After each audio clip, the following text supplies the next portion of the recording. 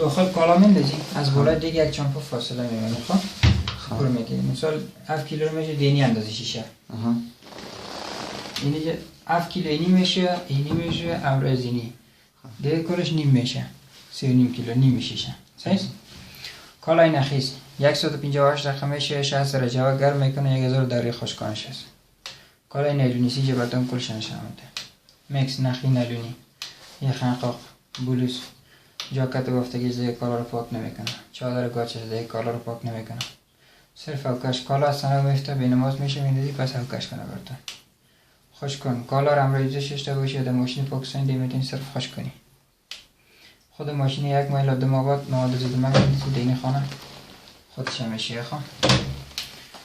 کالای کم چرک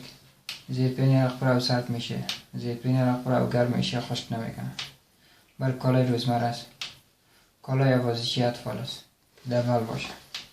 کالای نخی سفید که زیاد چرک باشه مثال چرک اخن یا کفاسین دی میشه درسته؟ رنگل است نه این کالای نخی بالا خانه اول بر بودر یا سفید کننده اگه میندازی وسط نرم کننده و خوش بکننده کالاست اگه میخواستی کالا رو دو قفل بشه دینی خانم پودر میندازی این سویچ اوله میزنی این سویچ اگه دینی خانه میندازی در غیر از اون یک خانه کفایت میکنه سویچ دوم کس وقت چکم میکنه سویچ سوم کس یک اوکش اضافه است 3 اوکش خودش میکنی میزنی 4 اوکش میشه سویچ چهارم کس برای پرده یا روجه استفاده میشه میزنی دوره خوشکنه کم میکنه کالا زیاد میمونه و چملک نمیشه این 4 سویچ کس دلخواه دمی خاصی میزنی نخواسی 100% ضرور نیست کالا رو میندازی پروگرام انتخاب میکنی پودر رو میندازی